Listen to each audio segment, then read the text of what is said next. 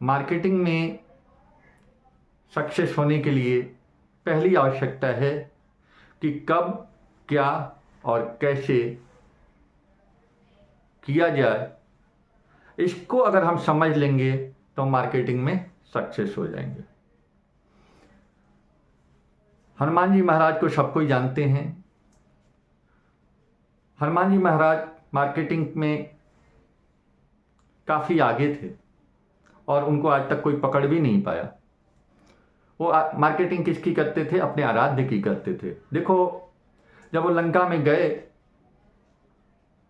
काफ़ी उथल पुथल मचाए तो उनको नागपाश से बांध लिया गया। वो उनको बांधने की शक्ति किसी में नहीं थी, फिर भी बध गए।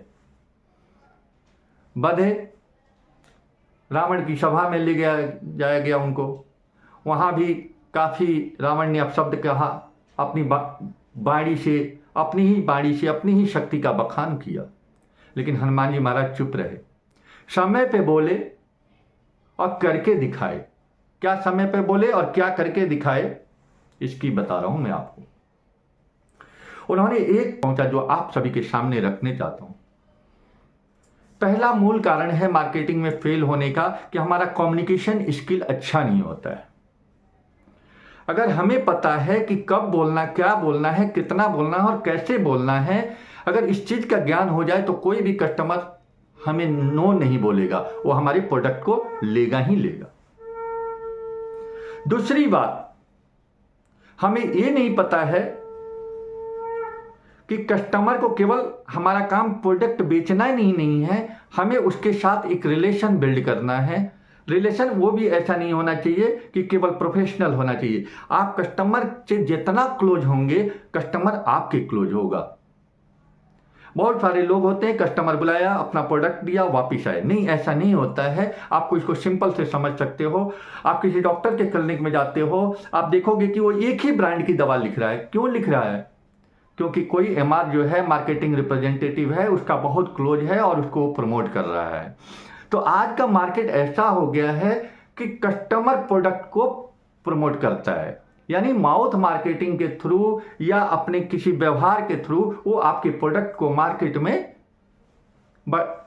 लोगों तक पहुंचा रहा है। तो कस्टमर को लॉयल बनाना है तो आपको उसके साथ पर्सनल रिलेशन बिल्ड करना है, उसके दुख सुख में शामिल होना है, तब जाके, मतलब कस्टमर रिलेशन जैसे आपका फैमिली का रिलेशन होता है, वैसे कस्टमर भी को भी आप अपना समझिए, आप देखेंगे आपके लिए अच्छा होगा।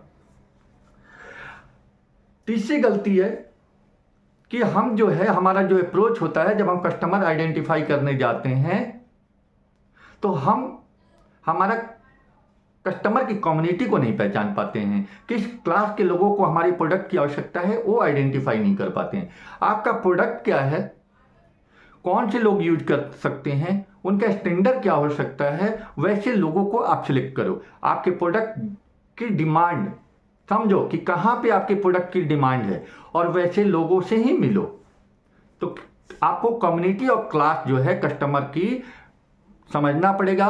पहले अपने एनालिसिस करना पड़ेगा कि कौन से कस्टमर को हमें अप्रोच करना है, कहाँ पे वो कम्युनिटी रहती है और कैसे उन लोगों तक पहुँचना है। ठीक है।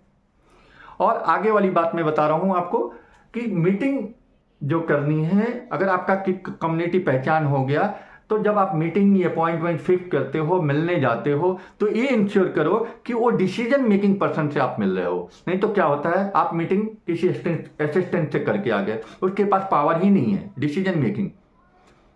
ठीक है। जैसे प्रोडक्ट, एक कोई भी प्रोडक्ट ले लो कि घर में जो है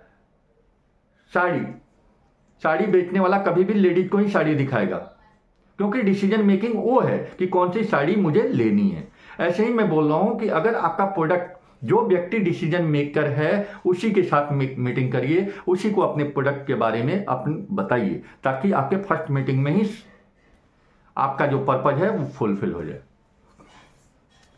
पांचवी गलती जो हम करते हैं कि हम फर्स्ट मीटिंग में ही अपना प्रोडक्ट बेचना चाहते हैं। ऐसा कभी नहीं करें। जब आपकी फर्स्ट मीटिंग हो तो आप अपने प्रोडक्ट को समझाएं। आपके जैसे और भी लोग उस कस्टमर के पास होंगे, वो कहीं ना कहीं से बिजनेस कर रहे होंगे। आपको जस्ट अप्रोच करना है कि सर एक बार सर्विस लेके देखिए।